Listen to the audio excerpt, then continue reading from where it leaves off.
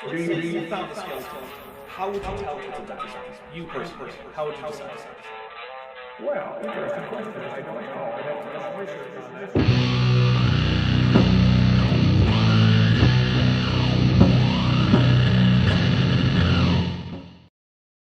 Hey everybody, welcome to Dapper Reacts.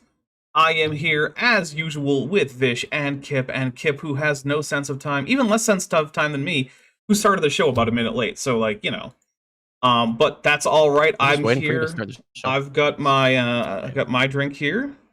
I also have on standby, in case we reach the super chat goal, English as she is spoke, or a jest in somber earnest, which I'm going to give you guys a preview of what this is in case we get there, just so you know what you're donating towards.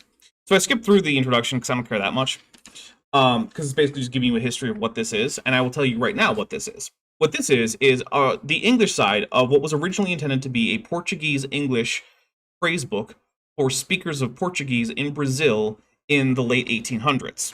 But the man who wrote it did not actually speak English, and so, as far as I understand, what he did was he used Portuguese to French phrases, and then just looked up the words for the French words in the French side in a French to English dictionary, and then just copied out whatever words he came across. So, I will read to you the first page of English as She Is Spoke after the introduction, which is English as She Is Spoke. Of the man. So now we're going to get a list of body parts.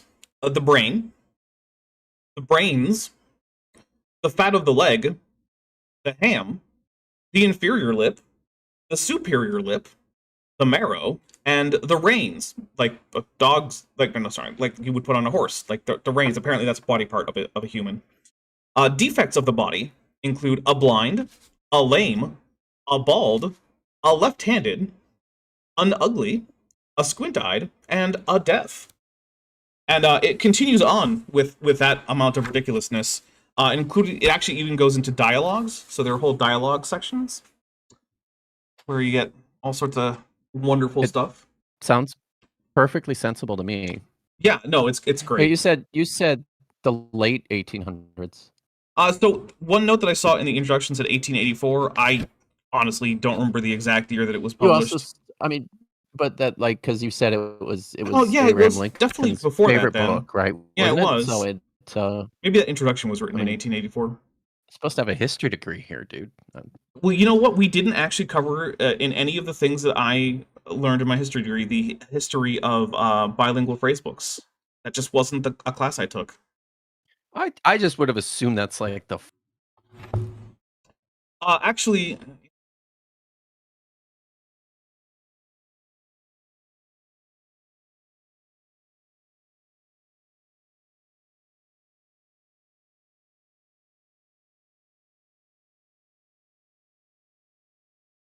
I feel like that's the kind of thing that you would have been told by a disgraced Egyptologist.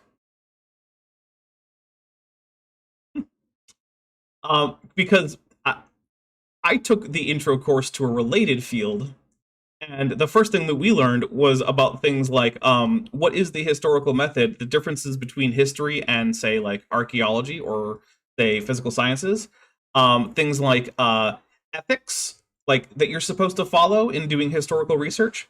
You know, things like getting permission before you get people's oral stories for an oral history, or you know, permission before getting access to texts, and, you know, things like concerns about, are we over prioritizing the stories of the privileged and wealthy versus the, you know, more common experience of people in whatever society we're investigating? That's what we learned first. Yeah, not. Is that intentional? I mean, usually it is. I thought I unmuted you, but we're going to say that this is a Dapper as a professional moment. Nice. Very nice. Sorry about that. Funny story though. My good friend, Dr. Joshua Bowen, otherwise known as Captain Slavery, he and I actually asked, I won't tell you who, but we actually, you know, asked a very, very famous archaeologist about this. I'm not going to tell you who, but It's very Indiana Jones, wasn't it?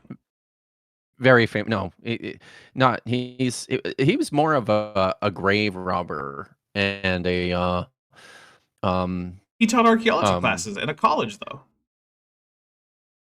yeah, I mean that's fair, and he's also probably dead by now. I would think he's dead by now, isn't he? So it wasn't That him, sip but from we the Holy asked, Grail's immortal now. oh wait, fair. But so we asked a very famous archaeologist about this, and yeah, he said when he teaches his archaeology classes, he does not. It's not the first thing he covers. Is the casement walls?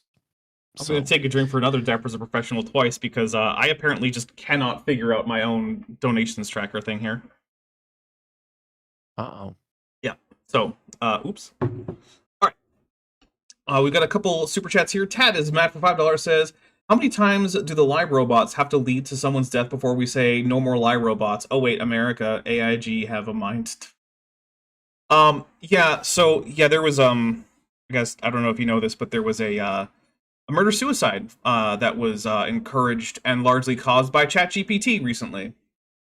A man who was clearly schizophrenic was encouraged in his delusions by ChatGPT, his delusions of being followed and being the one genius who was going to save the world as long as he could get away from all the agents sent after him. And so with ChatGPT's encouragement and consent, yeah, he killed his mom and then later himself. So, at some point, Sam Altman needs to just go up against the wall. Aaron Becca for $4.99 says, a hovercraft full of eels for English as she spoke. Thank you. Yeah, yes, that is a reference to, in case you're not sure, the Monty Python sketch that had a very similar sort of idea to English as she spoke, which is to say someone using a horribly incorrect English to, I don't remember what language it was, phrasebook. But, Yes, but Katie, all the Indiana Jones movies are they take place in the past, like the relatively distant past. Like I think the last one took place in the late 50s, didn't it? I have no memory. I'm pretty sure I saw it, but it was so good that I remember nothing. I know Kingdom of the Crystal Skull was in the 50s. I didn't watch the one after that. So, yeah, I'm pretty sure it was like still Kingdom of the Crystal Skulls. So why would I watch the sequel? Although I did find it amusing that they killed off Shia LaBeouf's character off screen. Ain't that a biggie? It's like, oh no, my son died in the war. Let's go have an adventure. What TV show is this that takes place in 1999? I don't know know that one. I mean, a lot of shows have taken place in the 90s. I really, really liked when I think it was because I was this happened when I was a young man. They made a show. George Lucas made a TV show actually called The Young Indiana Jones Chronicles. Mm-hmm. I remember that. I really liked that show. It was, and one of the things, and that one took place, in the early teens during the First World War. But one of the things I really liked about that show is there is an episode where a younger Indiana Jones, like a 9-10-year-old Indiana Jones, actually meets and has a conversation with none other than Albert Schweitzer. So that's pretty cool. Roshina for $4.99 says Dapper wants to Cabadon some. I'm not sure what Cabadon is. Sam Altman. He's not beating the BL allegations. Oh well. Look, there's a reason that I don't want to be king of the world. It's because I would make that same kind of decision for a lot more people. Yep. Anyway, so when last we were here, we were talking about this Nick guy from Signs and Wonders, who I'm calling the AI bro here because his videos frequently feature AI-generated images or movie clips, sometimes as examples of the things he says he has evidence for, which he absolutely does not, like things like just saying, oh, Ron Wyatt totally found the remains of Pharaoh's army under the Red Sea, guys. Trust me. And then Are we sure? I mean, Maya says she wants me to tell stories. I've so many stories. I you would say that guys. Maya is very I welcome to super chat a request for a particular story. Aren't you just gonna tell stories tonight? Yeah.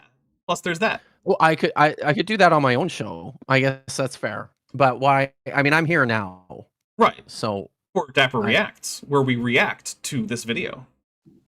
I don't know. I just thought I was here to break shit and Yeah, your brain, your own brain. We're here to break your brain. Yeah. Got it. So, and then Fad, which apparently stands for Fat Ass Dog, although his channel then has Emperor after it for some reason, who likes to just AI generate images of fat dogs in imperial clothing like crowns and robes and such, which is... Oh. Imagine thinking before we do several acres of the Amazon need to get burned down so that I can make a picture of a fat-ass beagle wearing a crown. Imagine being the guy who thinks that that's a good use of resources. Sorry, Kip, go ahead. No, I was going to say I do have one story that I feel compelled to tell, because last night we did Star Trek Endurance. We did. And it was really good. Thank you. I was so tired when it was over. I grabbed some dinner, and then I sat down and started season 2 of Fallout. And I watched with Dagon, and people will be unsurprised. You should be unsurprised to learn that. I mean, already Dagon watches a lot of TV anyways. He probably watches too much. I should cut it back a bit. But he loves watching television. His favorite show, by a country mile, is Fallout. Okay. Is that because of dog meat? I expect... Yes, he loves dog meat. Dog meat looks just like him, and I'm fairly sure when he's watching the show, he's like...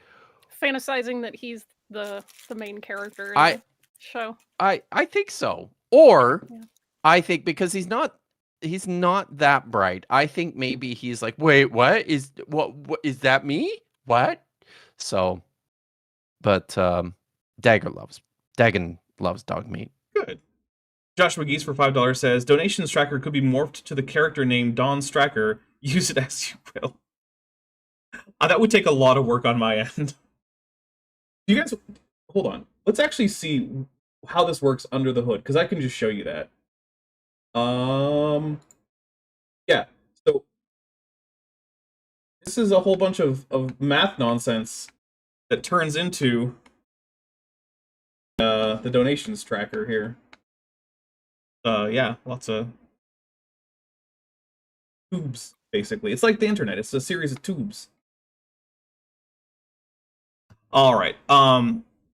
So we just finished previously with Nick and Fad telling us how upset they are that this chart that they already don't understand is being taught to school children, which it's not, because, you know, it's just an illustration for adults who don't know a whole lot about science, which is not being taught. And B, they don't understand it anyway, so what they think is being taught isn't actually very close to what's actually being taught. Cat is mad for another 5 says, Dino Man, can you, with rising and falling emphasis, say, he's at the 40, the 30, the 20, the 10, touchdown! Oh, there's a flag on the backfield. There you go. Did I do an okay job? Do I have a career in sportscasting? I know exactly what that's from. Hang on. Okay. If you know what the kick 6 is, Tad is mad, and you just quoted that, then you done my heart good. Done my heart good. All right. Let's see what Nick and Fat have. Oh, wait. For $19.99, Gordon Love Science says, Dr. Kip, how is your dog's leg? Oh, Yeah, how's the foot? the foot's good. So he was on bed rest on Thursday all day, and yesterday when I took I took my other dog for an extended walk, as I do 3 times a week. I left him at home in a kennel so that he wouldn't, move around too much. And this morning it looks normal. Looks good. So, Good. shoo. Yes. All right. Thank you for your concern, Gordon Love Science. And Dagan is also very thankful for your concern. The other day I thought Carmen's leg was hurt because she jumped down from a chair. Because she's got a little desk chair that's basically just, it's for her. Mostly because it's a little broken. So humans sitting in it have a really bad time. But, she's like this big, so she doesn't even notice that it's broken. But yeah, she jumped down. Are you showing us how big she is? Oh, I forget you can't see me. I didn't turn on my camera for you. Oh yeah, I'm like okay. Sorry. The audience can see me. Now if I do it, I'm afraid it'll mess up the setup though. So they're more important than you two. So but yeah, so she jumps down. I'm reminded of that every time I'm here. And she makes this little yelp, and then clearly stumbles on one, I think it was the front right, and is not supporting any weight on that. But then she just walks around. It was fine, no big deal. And I'm just like, so is your paw hurt or is your leg hurt? Did you just land funny? What happened? And she can't tell me. So, but yeah, for a little while I was faking? I don't think so, because she wasn't trying to get extra attention or anything after that. So yeah, Tad is mad. I think noticed that I was split attention and decided to get my attention back on with possibly the greatest play in all of college football. Which I appreciate because my mom was at that game. Nice. And I remember where I was when that happened. I remember it being on so many best of. It was a great season overall. That was an amazing play. It goes down for so many different reasons. And if you know anything about how historically subpar Alabama's kicking roster has been, they don't invest in kickers, and it frequently comes to bite them in the ass. The main rivalry in my state is Auburn, Alabama, and I'm an Auburn fan. So Alabama was getting ready to tie the game up and send everybody to overtime. And when they kicked it, it was a pretty long distance kick. I'm telling you this whether you want to know anyway. And it fell just short of the goals. And for whatever reason, the coach for Auburn that year put a receiver in the end zone, which why would you do that? That doesn't make sense. They're going to try to kick a field goal. You don't need anybody to catch it. But just for whatever reason, he did. And the guy, Chris Davis, takes it in the end zone. And they're like, okay, well, sure. He's just going to run it out and run the clock down. And they're going to go into overtime and all this other stuff. And, well, he started running. And then he kept running. And he kept running. And he kept running. And he scored a touchdown and won the game with there was literally 1 second left on the clock when that field goal happened. And so it was not only the last minute play, the big rivalry, all these other things, but listening to the announcer call this play just to this day gets my adrenaline. So good times, man. Good times. Roshina for $9.99 says, Capadon is a romantic power move in which the Dom stands over the sub with the sub. As the sub has their back to the wall, the Dom's hand is pressed against the wall. Imagine this with Dapper and Sam Altman. That is not against the against the wall that I was thinking of. I had more of a reach the wall. I generally not, no. But also I was thinking more of like early Soviet purges style was more what I had in mind there. It's crazy that they're using people's tax dollars to teach them this, but they're literally by law not allowed to teach anything from the Bible. We already went over that. It's incredibly not true, Ah. but we're not going to touch on that aspect again. I bet you there's more real history and archaeological evidence that they could tie to the Bible, like if they went there after.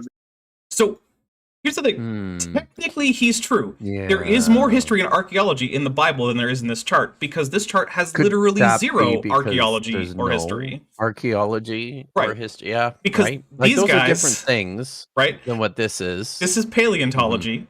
So history is not the same thing as archaeology, which is not the same thing as paleontology. So we'll break it down a little bit in case anyone is confused.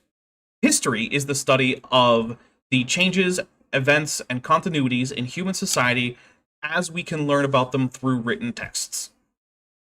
Archaeology is about the remains of the material culture of humans and what we can learn about the past from that. Now, obviously, archaeology and history are going to intersect a lot, and historians and archaeologists have a lot of collaboration between them, even though they're technically different disciplines.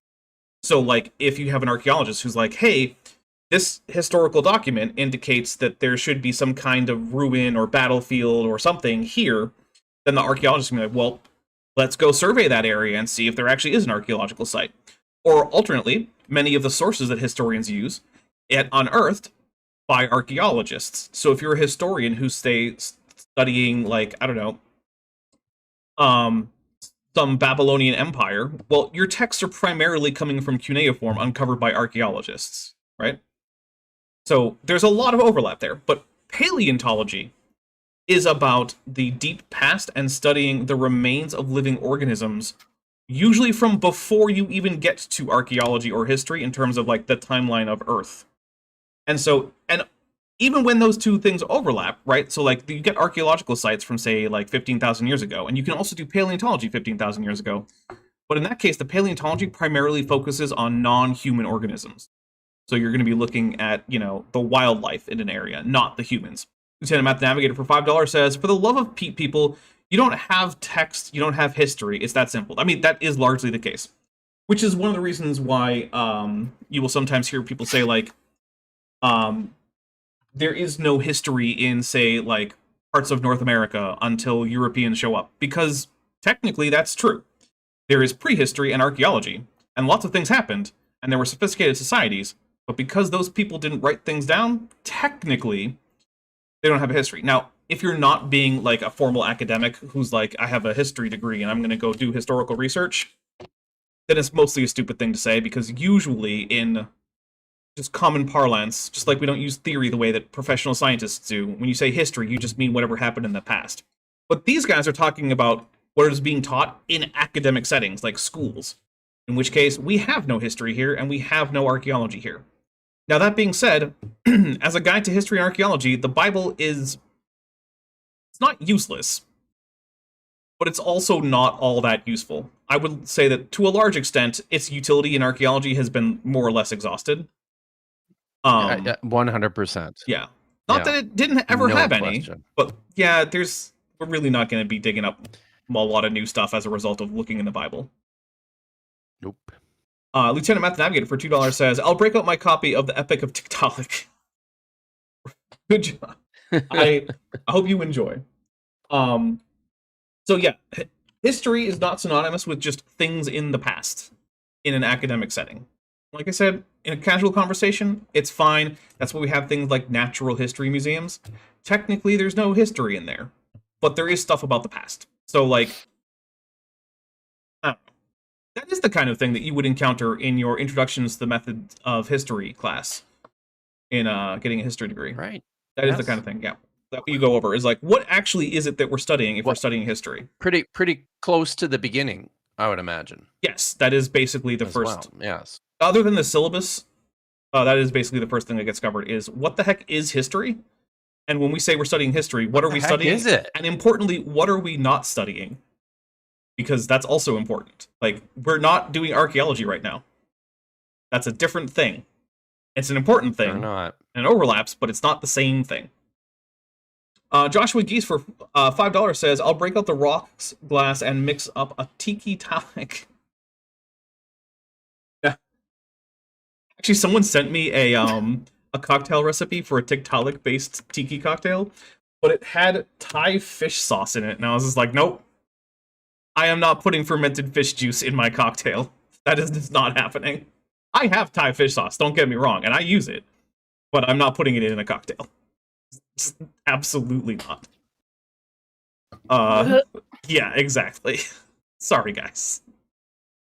It's too salty, it's too savory, it's too fishy. Mm-mm. I'll put it all over my fried rice, though. Reading it and did like excavations on the land, which they have, and actually found stuff. So there's more.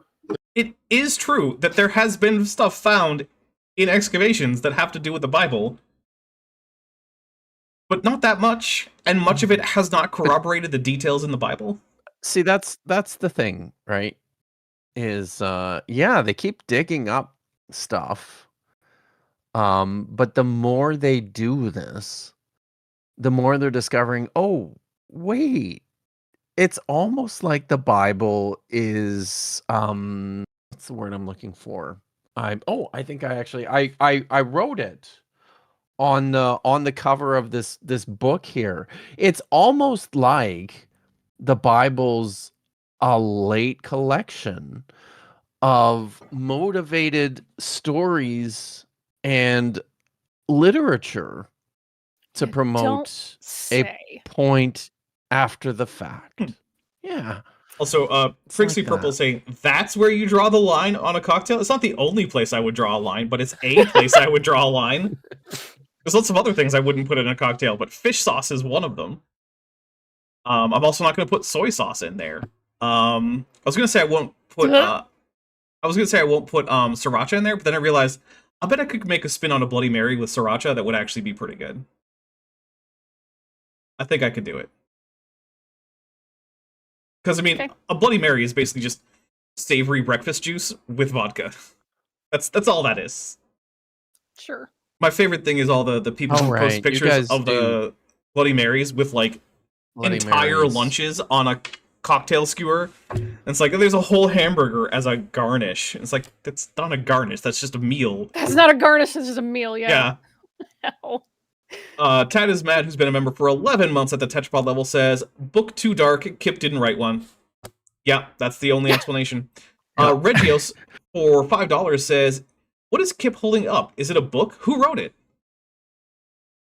Dagon wrote it, actually. I narrated the audiobook as well. Yeah, I do believe that. Dr.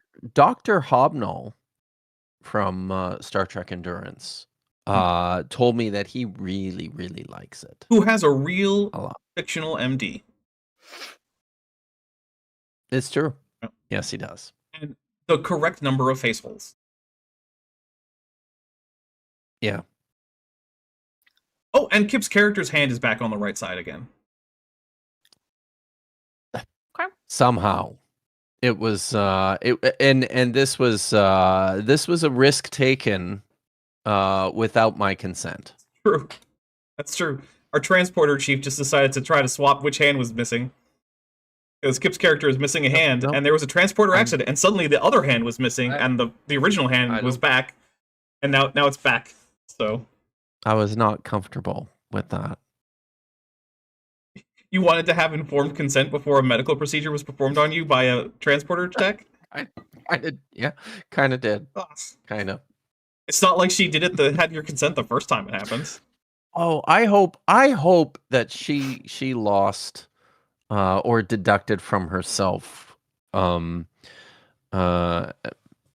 reputation points for that. That was. I don't think that did happen. No. Boy.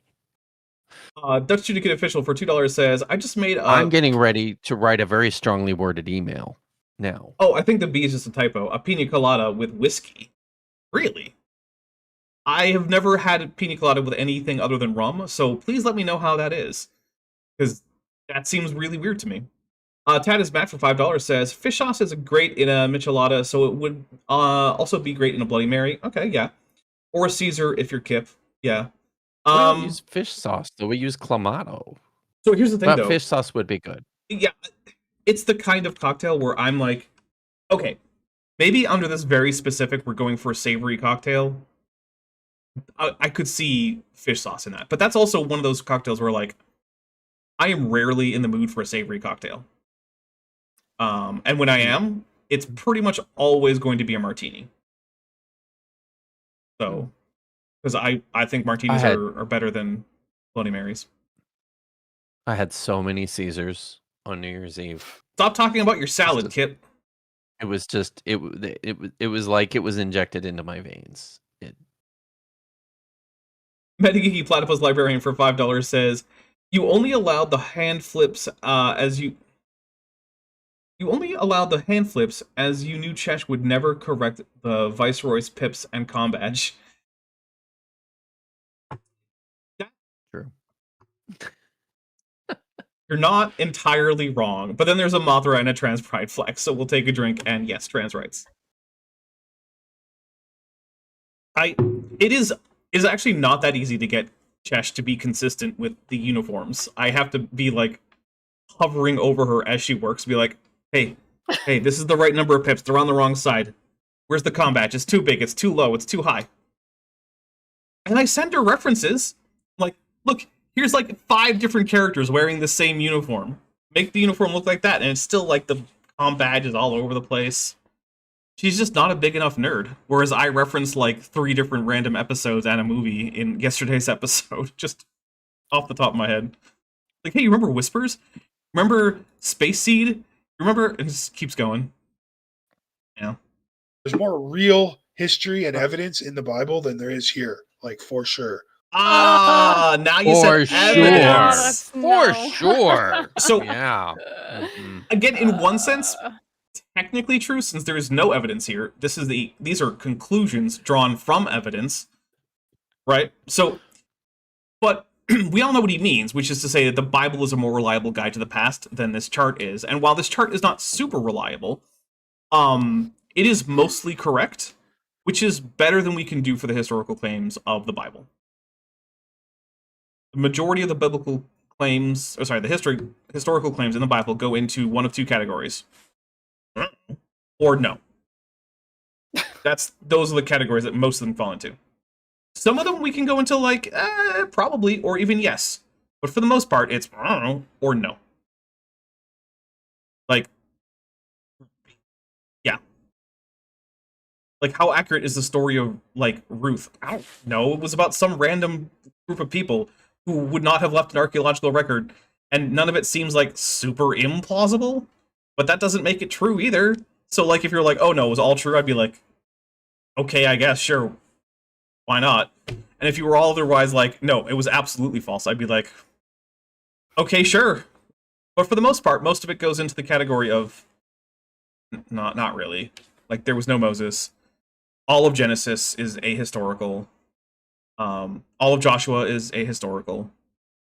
I'm pretty confident all of there's some bits in there that I think that what are bits? You know, I'm curious. And what are the we story talking of, about here? Are we talking about? Yeah, what are we talking about here when we I mean talk the book about of Joshua. historical? I mean things that actually All of occurred. it? Well, what are you talking about? What do you think, Fish? Where's the story of Think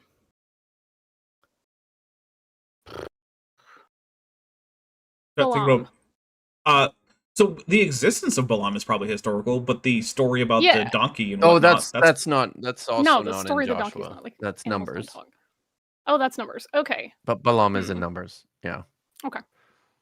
So And Joshua, and I would say too that there are like social memories yeah, that's fair. about the end of the Bronze Age, right? That very much forms the basis of the stories in the book of Joshua, and some of those may be drawn from things that happened very loosely. But when it comes to things like the destruction of Hatzor is probably more accurately represented in the book of Judges than it is in the book of Joshua. And even there, it's like sketch. Well, that was my other thing I was going to say. The book of Judges is probably mostly ahistorical. that too.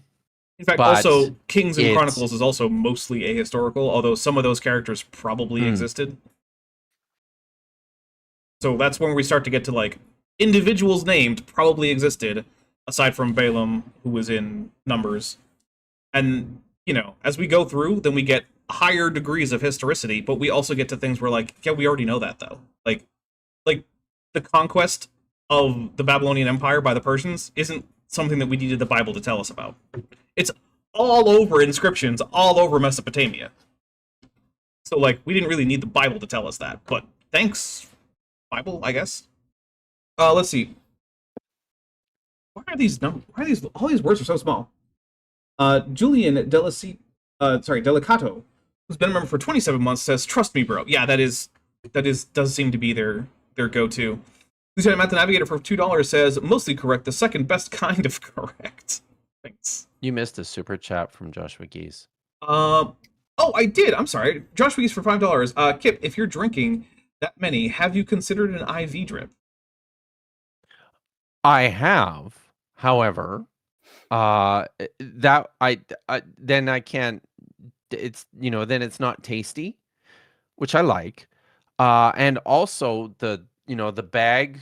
The drip bag is a pain in the ass to stumble around with. The glass with the Caesar in it is much easier. Okay. Maybe a little bit more spilly. How about this? By the way, did you guys know that the Caesar and the Caesar salad were both invented in Canada? I did not. Mm-hmm. I would have figured they would be invented in Rome, obviously. Just like Hawaiian pizza was invented in Hawaii. You would have figured wrong.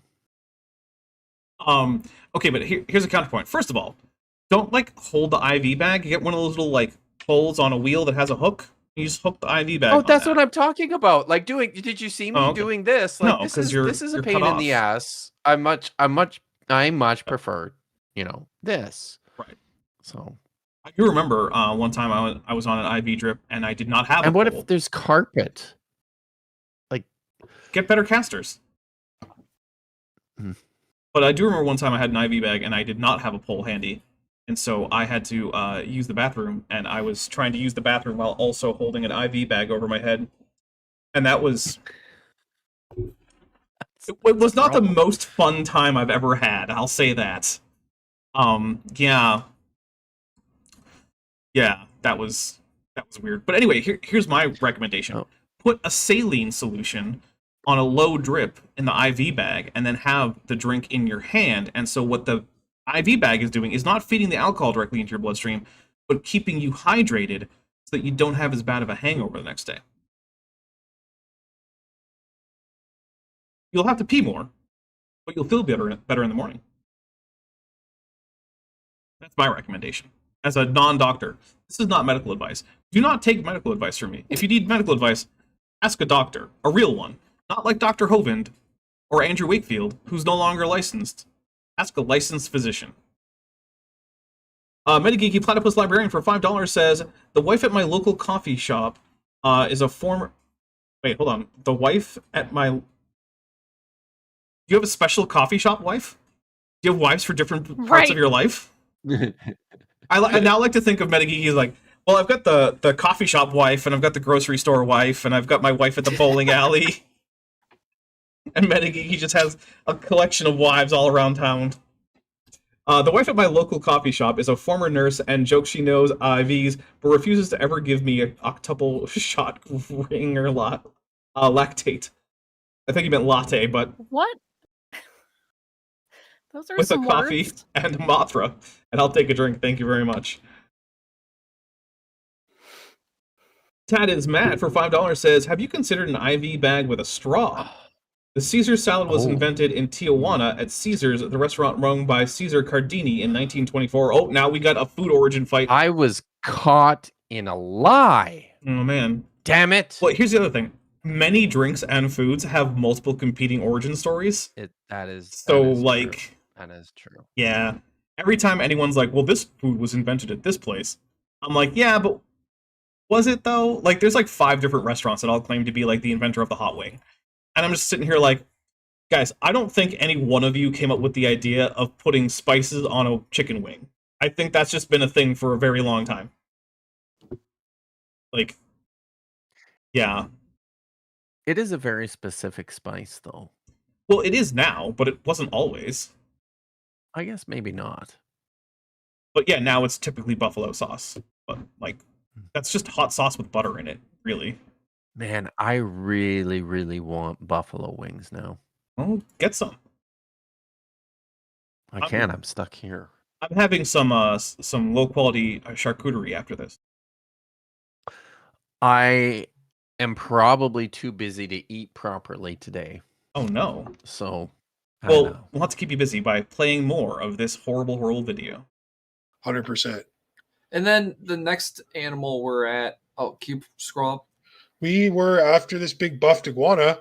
We turned into a which, in fact, big is not buffed iguana. That is, in fact, Ichthyostega, which is not even a tetrapod. Never mind a reptile. Never mind a lizard. So that's these guys? But this is typical, I think, isn't it? Yeah. Just injecting the manosphere into everything. The buff iguana. Well, they've already had a lot of bros in earlier episodes, so yeah. My guess is these two unironically watch Andrew Tate for dating advice. Yep.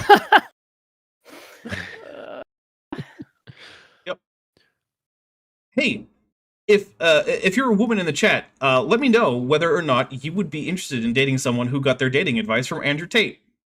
You know, the sex trafficker. A petterpus. a pet. You know what? Petterpus is not right, but it's about as close as they've gotten, and it's fine by me. Good job, guys. You read every letter, and you gave them all reasonable pronunciations. So as far as I'm concerned, that's a win for you guys. It's like the first one, but like, yeah, it's usually Pederpes in English, but like, whatever. Petterpus is fine. That's absolutely fine.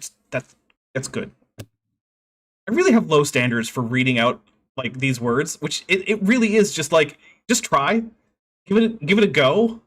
Get all the letters in. Don't add extra letters that aren't in there. That's it. That's all I ask. You can even slow down a little bit to make sure you get it right. Yeah.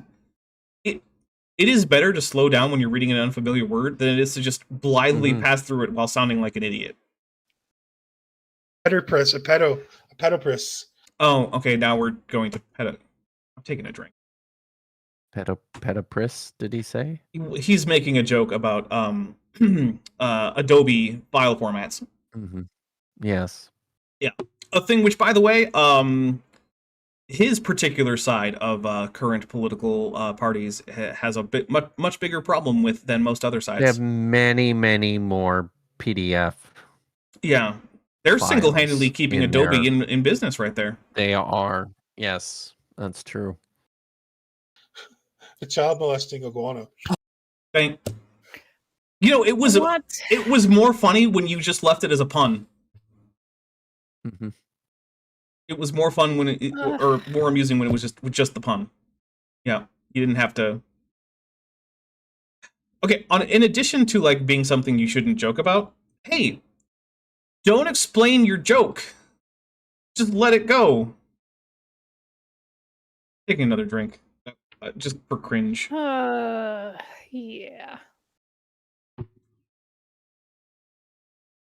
Oh no. Anyway, yeah, the tongue, salivary glands. So pretty much, it can now. Three-chambered heart.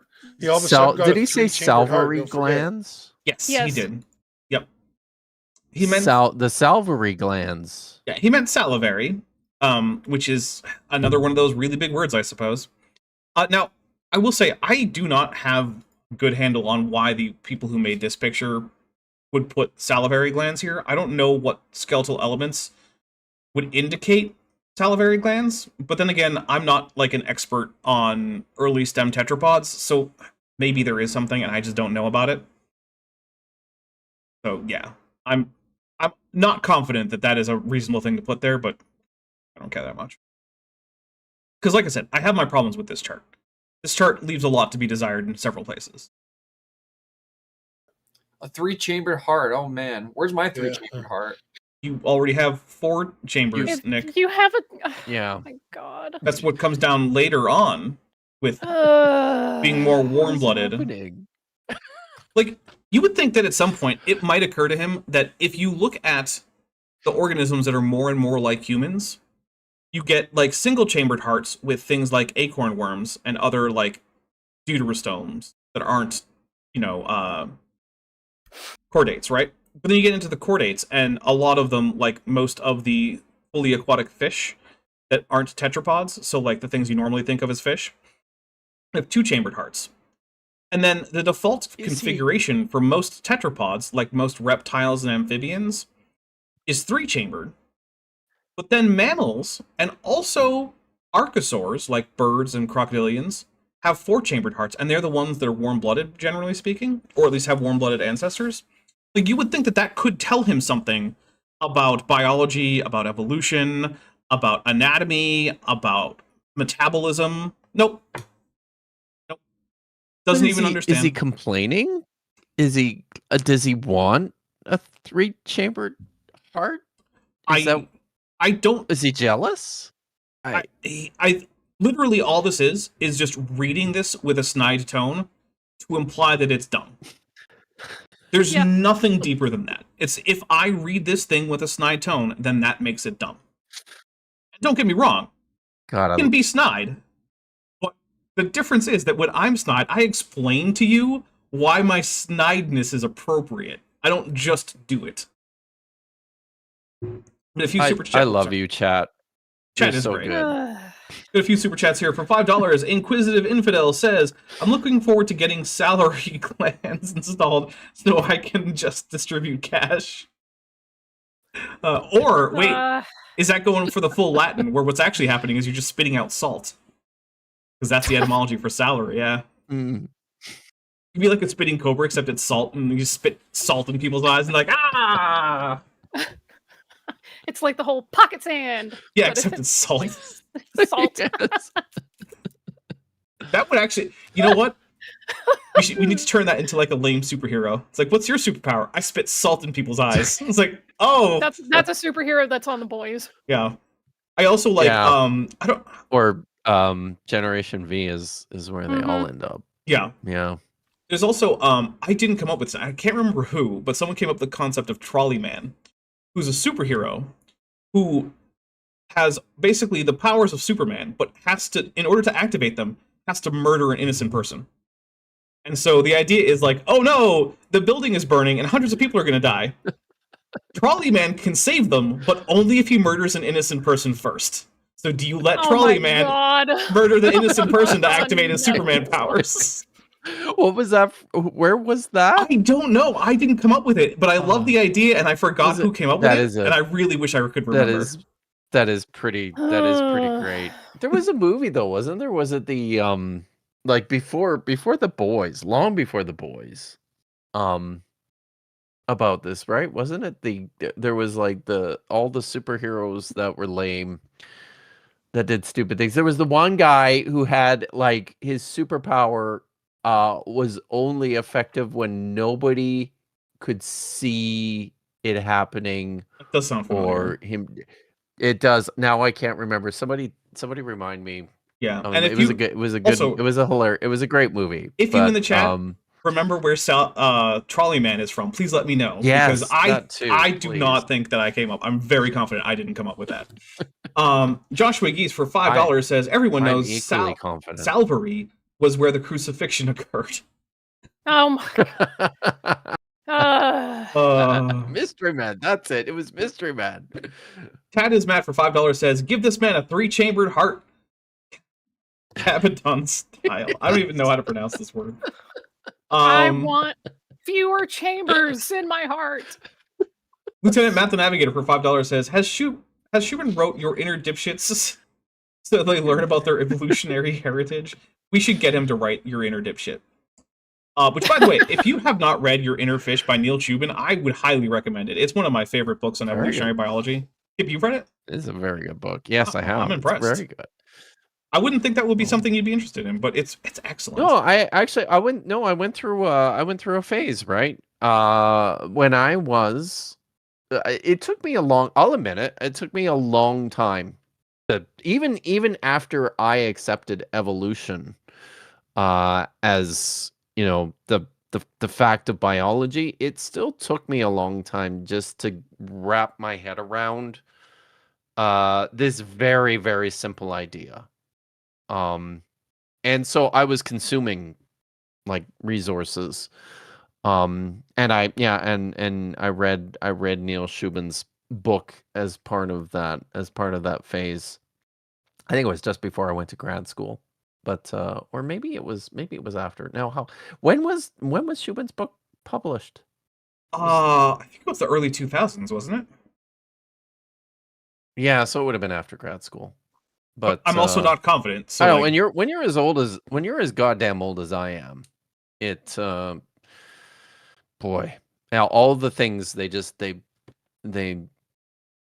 get mixed up together. They get mashed together. Yeah. So Ted is Matt for $5 says, in Dispatch, there's a superhero whose power is spitting / excreting water. That's basically Salaryman, but on the other side of osmosis. Pibblepunk for $2 says, so you want a hero with marine iguana powers? Yeah, that would be the Salaryman that spits the salt. Although they get it out of their eyes, don't they? They had a little, like, the tear gland like goes into overdrive with salts. I thought that was what. You know what? I don't know. No, is it their nose? I know there's one marine reptile that spits out hypersaline water through its nose, and that's a thing. I can't keep track of all the marine reptiles, everyone. I'm sorry. Metageeky Platypus says, comic of Trolley Man in Meme Dump. All right, so there we go. Was it an XKCD comic? Because now that you say comic, it's making me think it sounds like an XKCD comic. That does sound like something XKCD would do. Let me update the counter here. We're going to hit play, and we're going to take a break pretty soon. And we are well on pace to getting an unleashing of both of my co-hosts, as well as a little reading from English as She Is Spoke. I'm out of coffee. Well, we'll be on break soon, and you can go grab a coffee. I don't know, but we had a 2-chambered heart here somewhere. And we turned into a 3-chambered heart. Oh so my god! and An then 2-chambered heart. The absurdity. It's so bad. I mean, there was also a 1-chambered heart going along there. And no, couldn't be. Yeah. And the thing is, I feel like they think that all of the evidence and all of the supposed changes that are happening are all listed. Because they've made claims about, like, well, where's the acanthostega changes? And it's like, do you think that the ones that are written down are the only changes that occur? Because I guarantee you they're not. That's not how any of this works. Because they clearly think this is the sum total of the output, right? This chart that they're looking at on the screen is the sum total of 150 years of work in biology. Yep. This is it. It's how they're acting. That's all of it. Right. I feel like if you ask them directly, do you think that's the case? They would say no, and yet they're acting like that's what they think anyway. Because there's another thing is like how people act in terms of like what they do in terms of like what it seems they believe is not always the same as what they say they believe, right? That's why you get things like you'll have things like saying, "Oh yeah, no, I trust my partner." Okay, why are you always going through their texts then? So this could be one of those things where it's like, oh, no, I don't think this is the entirety of the output of evolutionary biology. It's like, yeah, but you keep talking like it is. So what are you telling me here? So I think it might be one of those situations, which then gets into complications about, like, what is belief anyway? Is it just a mental state? Does it have to do with your actions? I don't know. Let's see. Sharon Lane K2B for $5 says your inner fish January 2008, so late 2000s, not early 2000s. Okay. I would have been in my PhD then. So it was Your PhD, which then resulted in no books. So, a book actually. It's on the shelf. Should I get it? No. You can download it for free from not LibGen, and you can't download it for free from LibGen anymore because there was a $1.5 billion class action suit against LibGen, which resulted in a settlement that includes one of my other books that I've written. that I've written. No. Oedipus. And then it evolves into a Westilia thing. Oh, you forgot the best part. It has a Oh. dorsal, anal, and tail fin. No. It's the keys. We're back. It's the Beavis and Butthead of Yeah. Christian They said apologetics anal. here now have But- returned, right? Here's the other thing. That's the orange with the minus sign. That means that we've lost the anal and tail fin. We no longer have that because remember the key that's up there that you already read, guys. And remember, for us it's been weeks, but for them, it's been like 15 minutes. The key that you read indicates that the orange text with the minus sign are traits that are lost, not gained. And I'm taking a drink Oh, for them not being able to figure that Dapper. out. Yes. you need to read Bree's fun fact, which is Where is it's up above Sharon's super chat. I mean, I guess I could read it. Yeah, Would it just be read acceptable it. if You're I already read yeah. it? That's Okay. Course, that's fine. Fun fact: Varanids have 3-chamber hearts that function like 4 chambers. Crocs have a 4-chamber that functions like a 3 chambers. Yep. That is fun. And by the way, Kip, because I know you don't know, Varanids are monitor lizards. I don't. They're what? Monitor lizards. So the Komodo dragon. Oh, I know what the- those are. Yeah, that's the family of Cool. Varanidae. Nice. They're actually not the Komodo dragon, but the smaller ones are popular pets among herpetology enthusiasts. Pets. Really? Yeah. Wow. No, Wow. they're the kind of pet where like you need to dedicate a room to one of these if they're anything larger than like one of the smaller monitors. But like, yeah, they're also very intelligent. They can learn some tricks. They'll learn their names. Oh, that's so cool. They Wow. can actually also be somewhat affectionate. However, do not let them associate your hand with food, because then they will bite your hand. And Yeah. when they open their mouths, That you makes can't really sense. see much in the way of dentition. If you look at a Varanid's skull, you'll be like, oh, there's big teeth that are curved back so that you can't escape from that grip without tearing yourself open. Boy. Wow. Yeah, they've got some serious teeth. Also, the largest known lizard to have ever lived was a Varanid. It was Megalania, lived in Australia until shortly after humans arrived, which may or may not be a coincidence. How big was that lizard? It could probably outmass a horse. Way more than a horse. Wow. Yeah. Lieutenant Matt the Navigator for $5 says, biology uses biological term. It's so stupid. Yeah, there is a whole lot of that going on. It's like when they said anal. Like, yeah, Did you realize really, that that's a just thing. pronounce that who? Well, how was I supposed to pronounce Really? it? I think it's I think it's Oh, I because don't we're know. doing the would've- Beavis and It's Butthead. it's very Beavis to me. Yeah, I forgot we Well- were doing the Beavis and Butthead. No, Oh, that's Butthead. you don't He think was the so? one that did. Okay, well then it's Beavis Yeah, and Butthead. right. Look, do you know That's how long also it's been not since I've seen one episode of Beavis and Butthead? Jeez, it's an So old long. show, right? Yeah. All right, we're gonna take a quick break. In the meantime, we got some musical stylings from Bent Hovind, and yeah, I'll come back with a beer and enjoy. Oh, first, Lieutenant Matt the Navigator says Varanids don't laugh at the word anal. I think they might be smarter. I think you're right. I think these guys might be dumber than the average Varanid.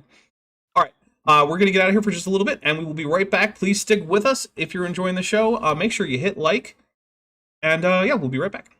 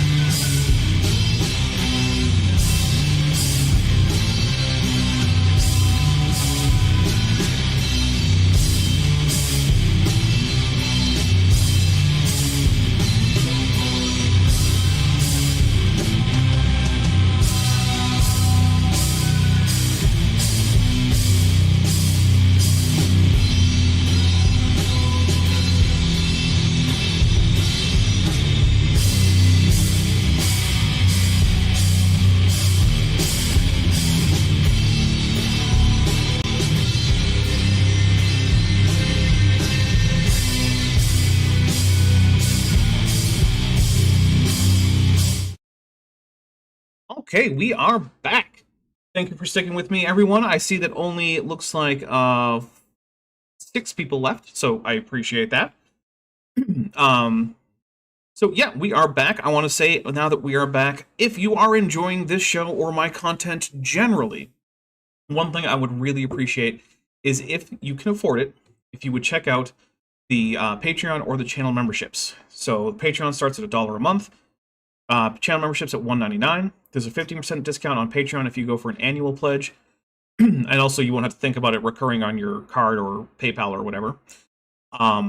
Both of them give you early access to my scripted videos, one of which I was hoping to put out today, but as a result of my own error, that's not going to happen today. But, you know, yeah. But that's okay. It should happen probably early on Tuesday. But that's often months in advance. You also get access to my supporters-only Discord server, where basically people who are channel members and patrons hang out, and I think it's a really fun server pretty much all the time. That's not to say there's never any friction and things never get heated, but overall it's a very, I would say, supporting and welcoming community. Yeah, so as long as you're not going to be a dick, then we might not support you. Yeah, especially if your membership or patronage, I suppose, on Patreon has expired, and I haven't noticed that, and I silly in one of my silly states gave you a join link so that way it doesn't expire. Especially don't be a dick in that case, because then I'll look into it and be like, wait, do you even actually give me money? And I'm gonna kick you. So if a monthly or annual pledge isn't your thing, or you just want to help out a little bit more, there is also a wish list. Also, Kip and Vishanti both have Patreons, and at least Vishanti has a wish list. I don't know about Kip. Kip, do you have a wish list set up? I have no wish list. Okay. Kip doesn't have any desires for material goods. He's basically None. achieved like the Buddhist ideal All of it. slash Yep. the monk ideal, I suppose. Basically, you're gonna make Parigraha. yeah. So complete abandonment of worldly desires. There's Kip, but yeah, That's it. their channels are linked in the description. Please go check those out. Check out their Patreons, their wish lists. Well, Vishanti's anyway. And also, if you want to help me out in a way that does not actually transfer money to me, but that still helps me out anyway, I have a section in my description called How to Render for Me. And so the reason I have this is that when I do animations, which I do a lot of, in case you've never seen this channel before, the way that works is I send the frames to a render farm called Sheepit. And the way Sheepit works is is a distributed network of just people rendering on their own computers. And the more frames that someone renders, the more points they get. And the more points they have, the higher priority their frames are when they upload frames to be rendered. And then when people render frames for them, for their animations, then points are deducted from that user's total. So if you follow directions in there, you will count as me when you render with Sheepit. So I will get those points. It has my login name as well as a render key, which will just tell the render farm, hey, this person counts as Dapper, but you can't use that key to access administrative controls on the account. So you can't delete the account, you can't add projects, you can't block, well, you can block projects locally because it's a local thing, but you can't delete my projects or anything like that. So that is a way to help out. Yeah, and also I have merch. And despite YouTube once telling me that I had sold almost $10,000 in merch in the course of less than a month, that was a lie. And I had made about $3 in merch. For some reason, they were like, oh yeah, no, dude, 4 purchases, you made like $9,000. I'm like, So I checked, and it's like, oh, my payout is like $130, and that's made over the last 2 years. No. I had a merch spike on right at the end of the of 2025. That's pretty cool. I was very surprised. Yeah, I know. That was unexpected. So, but so by the way, you see this? Do you see that's a book? Do you see it? It's a dark blob because your lighting is so bad. And my name. Why? Oh fuck! Oh, there's the one. So it has my name on it. If you say so. And it does. And the date Kip's on this like, book. Look at this book, everybody. Look at it. It's 2014. This book is 12 years old Wow. that I wrote. Soon it'll be able to drink. You listen, nobody believes that Dagon is 11 years old. Nobody believes that. I have no beliefs on don't. the matter of Dagon's age. I have no idea. You should. Why? So, and yes, by the way, maybe he does need a wish list. Now that I'm thinking of it, I should set one up for him. I'll say, Chesh had a dog, and he had a wish list, and he quite enjoyed getting things from that wish list. She put like ropes and balls and stuff on there, and every once in a while she would just get a package. My for house her would dog. be even more cluttered than it is with dog shit. Not actual dog shit, but shit for dogs. Shit that dogs like. Right. All right. Lieutenant Math Navigator. Now, depending on the dog, I guess that could be dog shit. I'll just take the 5 drinks, I don't Lieutenant have Math any of Navigator. those Thank dogs, you. Kip can keep going on about his dogs. Here we go. 1. And then he stops. Come on, Kip. What the hell, man? Oh, none of my dogs like dog shit. So it's but they do like shit. Dogs Dagon loves ropes and balls, and we don't give him real bones. So he loves Nyla bones. I like that in the dog section of the grocery store here, you can just buy a whole cow femur. Just buy it. It's like, that's a cow femur. Wow. You just buy it. That's awesome. Boy. All right. Yeah.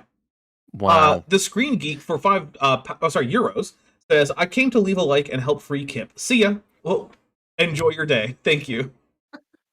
Let's see. Al Trucker 18 says, a bright clutch doth envelop a full-grown, hairy ignoble, junked kippers, lopped mange, run oblong, pungent quarters, runty, logic tunicate, unfurled, vast def. Okay. That is definitely a collection of words. Those are words in an order. Yep. I feel like is Al reading from your book?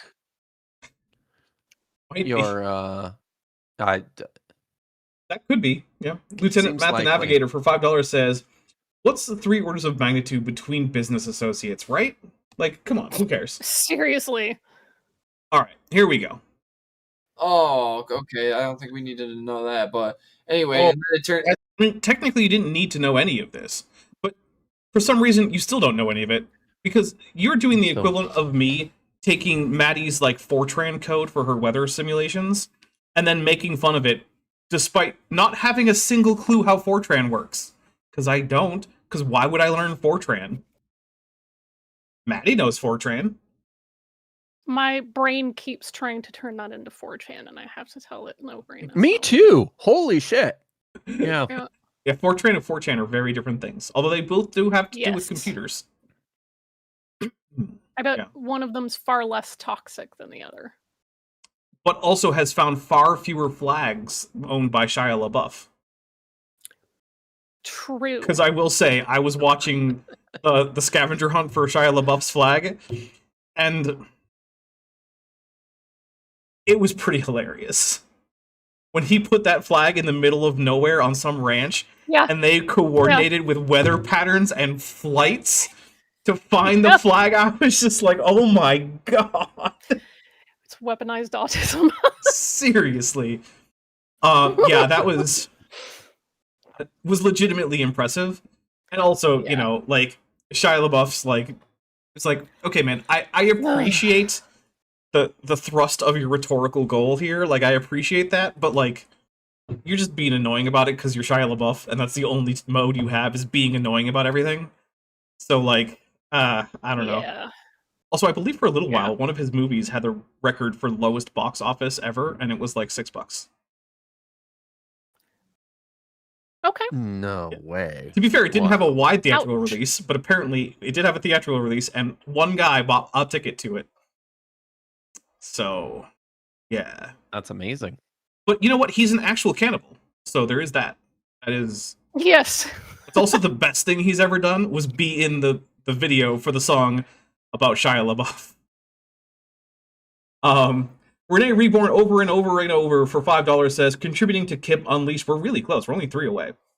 Tad is Matt for $5 says, you're right, Vish. 4chan is much more toxic than 4chan. Probably has a higher body count, too. It actually might. My goodness. 4chan is a nightmare, from what I understand. Which is not much. I understand 4chan almost as much as... no, I probably understand it more than these guys do Evolution, but that's not saying much.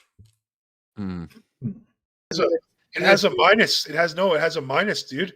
So they figured it out. Good job, everybody. Hey, you got that right. Okay. it lost. It gained all this stuff, and it lost the dorsal, anal, and tail fin. No, it's not dorsal, anal, and tail fin. It's... Oh, no, it is. I'm dorsal, anal, and tail fin. I'm sorry. I thought they meant fin as a separate thing. I got it wrong. I'm just... You're just so accustomed to them getting everything wrong. It's true. Yeah. You assume... I mean, they almost always do. Yes. Yep. That's why we have a drink trigger for when the creations get things right, because it's so rare that we might as well celebrate. We might as well. Yeah. So they can't breathe underwater anymore. I guess, again. What? I mean, that's probably true, but where did you get that from losing dorsal, anal, and tail fins? That's what I'm trying to figure out. Part of dorsal, anal, and tail fins allows you to breathe underwater. Oh. I'm starting to think Take that another drink. Anal doesn't mean what they think it means. I mean, some turtles get a not insignificant amount of oxygen while underwater through their anus. That is a thing that happens. Cool. It is. Wow. Yeah. Shanti's learning all sorts of things against her will today. Yep, I sure am. I sure am. It's not enough to sustain them indefinitely. They still have to come up to actually like breathe in through their lungs, but it extends their dive times significantly. Fantastic. Yeah. Look, turtles are some of the best tetrapods out there, and a big part of that is their ability to breathe through their anuses. So, think how handy it would be if you could do that. You could stay underwater for so long. Right? Yeah. Lieutenant Math the Navigator for $5 says, never underestimate the capacity of chronically online autistic people in large numbers. Yeah. Look, they can accomplish some goals. Yeah. And to be fair, 4chan has also caught a lot of horrible predators. So there's that too. That's why my opinion on 4chan is always like overall negative, but there are some shining bright spots that occur here and there where I'm like, you know what, 4chan? Good job. Unironically, good job on that one. So yeah, it's a very complicated relationship with how I feel about that website. It's mostly negative, like I said, but I can't deny the times that they've done good things. They also, weren't they involved in exposing a lot of this secret scriptures of Scientology? I think they were. I'm not sure, though. That's the opposite of evolution, losing it. Nope. It's not the opposite of evolution. That's the what opposite would of be the stagnation. opposite of evolution? It would be having no change to the allele frequencies in a population over time. Not even just no morphological, but also no biochemical changes. And no neutral genetic changes at all, which is impossible, but that's what the opposite would be, right? Because anytime the frequencies of the different variations in different loci in the genome in a population changes, that's evolution. It can affect nothing, that's fine, that's still evolution. It can be completely neutral, that's fine, that's still evolution. It could be deleterious, it could be gaining features, it could be losing features, it could be getting new genes, losing old genes, having a whole genome duplication, having a large-scale deletion. As long as it's a difference, and that difference changes over time, that's evolution. So the only opposite to evolution would be complete stagnation of the genome. Tad is Matt for $5 says, I must begrudgingly tip my hat to 4chan, Dapper once every 4 years. Yeah, basically. Yeah, that's roughly accurate. Yeah. I mean, I do. I'm not going to pretend otherwise. Yeah. Just like if the current king had actually made good on his idea of ending daylight savings time, I would have been like, hey, you know what? Good job on that one. Daylight savings time is dumb. But he didn't. And also, that hit the goal. Lieutenant Math Navigators one did. Oh. Turtles breathe through their back door. These guys generate their ideas from the same place. That's true. That is very true. All right, so what we're going to do is we're going to go until half past, and then I'm going to start reading. And in the meantime, y'all up there above me are unleashed. So Kip can We say are unleashed as many earlier than F-bombs. usual Yeah. today. That's Yeah. that's pretty Yeah, And then for stepping Regios- in, it's pretty good. awesome. Regios just gifted 10 Dapper Dinosaur memberships. So thank you very much. Everything is happening. So I'm going to take 10 drinks while Vishanti tells us if she were in charge of creating the Romulan language, how she would do it. I would do it similarly to the way that J.R.R. Tolkien created the various Elvish dialects, because those sound very soothing to the ear. And I think Romulan should have that same kind of vibe Okay. phonetically. What So about grammar? I would grammar, I mean, I would try to keep it simple, but that's just because I'm not into conling, so I'm not trying to show off with like crazy grammar and funny features and rare artifacts and things. Like that's just not where I'm.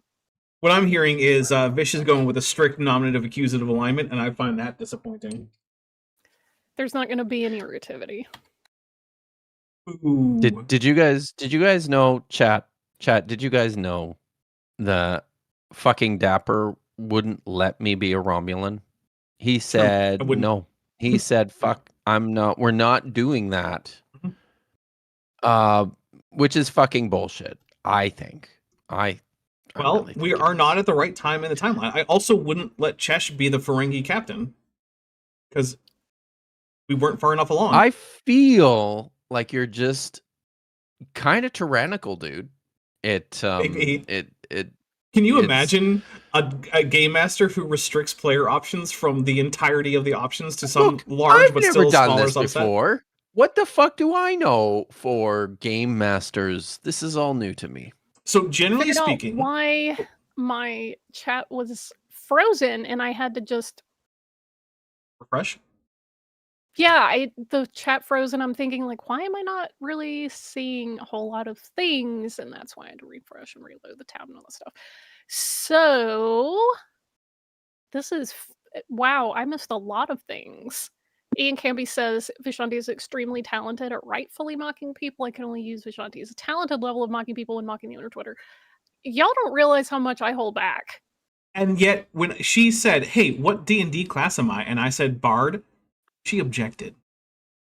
Despite the fact, and my first point was, "But you know the vicious mockery cantrip." The first thing I said. I was gonna say the thing is like I've only ever seen bards played badly. Well, yeah, that's And because I was like, everyone does the same bard. whatever. Yeah, and Everyone I'm just does like a horny bard, and that's it. That's their only character trait is horny. that's it. That's their whole personality, Mhm. and that's silly. Yeah. Why can't bards be smart? Why can't they be tactful? Like They absolutely that's can. ridiculous. So Ace Bard writes D&D players. Yeah. But yeah, I called a friend of mine who's played D&D much longer than me, and they've had running campaigns. And I said, "Hey, what class am I?" And he just sat there and he went, "You're a bard." And I was like, and he goes, I "Yeah, win most again." of us in our little friend groups are bards." And he goes, "Yeah, you're absolutely a bard because you know vicious mockery." And I I was like, didn't "Wait, say what?" it for 'Cause no reason. I don't play D&D. I've only ever ran like one campaign as a one shot for Curse of Strahd, and I mostly play World of Darkness. So I was like, "I don't know what this is." And he goes, "It is literally where you dunk on someone so hard they take damage." Yep. And Yep. I was like, "I'm a bard." Yep. There was The fact that I have spent my entire life coming up with parody lyrics to songs, and I'll just blurt out little jingles, and Mhm. I'm a bard. There was actually a meme I saw, and it was like fighters dealing damage, and there's this guy with like a big sword swinging it at someone, and it was like wizards dealing damage, and there's like a lightning bolts coming out of the guy's fingers, and then it's like bards dealing damage. There's just some guy who's like, "Bitch," and that was it. That was the whole thing. It was like, I mean- yo, that sums it up. Yeah, I mean, this is one of the reasons that there's a friend of mine. We send each other very, like, out of pocket kind of memes. And this week was a prime week to be sending some out of pocket memes because there's out of pocket things happening Mhm. in the world. So, yeah, just talking about like this one guy who's saying stupid things because he's a comedian, and the person reviewing his BS was like, "You mistook your audience for a constituency," and I was like, "That's right, get him." Ooh. And I just was like looking at this guy, and I couldn't help it. I was like, unbleached flower ass head looking like a foot ass, sunburnt neck turning into lizard jerky ass, sleeves pulled halfway up, having 2 different shades of swamp green knit on his sweater. Bro's face literally looks like a Moai statue. Shut up. I was just thinking, like, what lizards could reasonably be turned into jerky? And like the only thing I can think of is like iguanas, because they got a lot of tail meat. It's just like a certain type of white person. They have just awful red, sunburned, dried out lizard looking necks because they never wear sunscreen on their neck. Mhm. If they wear it on their face, okay, sure, cool, but people always forget about your neck. And y'all need to listen to Wu-Tang. They told you, protect your neck. They sure did say that. Then, we got a super chat before that. Lieutenant Math Navigator for $2 says, "The batlets of the Klingons are upon you." You should watch out if that happens. Kip has been lucky. I have not had Klingon antagonists in Star Trek Endurance because it's set late enough in the timeline that the Klingons and the Federation are pretty tight. But in Star Trek Lexington, there were plenty of fights with Klingons. Vandalia, 1998, who's been a member You're for 60. quite sure I couldn't handle myself, and oh, okay. You know what? Maybe one of these days you'll come up against some renegade Klingons. Vandalia, 1998, who's been a member for 62 months, says, wow, 62 months, jeez. Says, Vish, in your system, had Romulans still talk with Vulcans, or have their languages divided too much? I think is what was intended there. I would try to make it at least somewhat mutually intelligible. I would probably aim for somewhere around how Spanish and Portuguese are somewhat mutually intelligible, but not. I mean, they're separated by a lot more time than Spanish and Portuguese are. Yeah, they're separated by like as much time as like English and Hindi. Yeah, well, I would at least start there because I do want them to have some things in common because they are related. A lot more related than an English and Hindi or person living in the Indian subcontinent would be. I feel like they would be less related, but what do I know? But I should probably take this time to point out that in a few hours I will be on Vandalia's channel, because you guys all know that when we're done, I'm not going to get enough time to talk about stuff coming up. So that's happening. Well, you should put a link to it in the chat. So that's a good. I could do that. All right. Gatti, here's my question: would you contact Mark Okrand, who created the Vulcan dialogue for Star Trek VI? Probably, yeah. He's also the one who invented Klingon, in case you didn't know. Mm-hmm. And I gotta give him major shout-outs for including Nawat phonemes. That was intentional on his part. Yep. One of the more common, a fairly common consonant in Klingon is, which is in fact a classical Nawat phoneme. Klingon hole. Yep, Klingon hole. It's in the name of the language and the species. Inquisitive Infidel for $2 says, "Bards can lead revolutions. They sure can. Drum circles, man. Drum circles." It's me, baby. All right, so Purple says my D&D class is Melkavian. No. That's no. That's there not how it that is. Works. No. There is the link. Says, Vishanti, I don't think that chat. song is about SPFs. You know what? I mean, it's not about SPFs. It's also not about scarves, and it's also not about armor for potentially getting popped in the neck. So. Death of the author, right? If you find meaning in the SPF interpretation of protect your neck, then that's one of the things it means. Wu-Tang is for the children, so protect your neck. All right. We are close enough to 1:30 that we're going to start. Oh, after we read some super chats, going in on some English as she is spoke.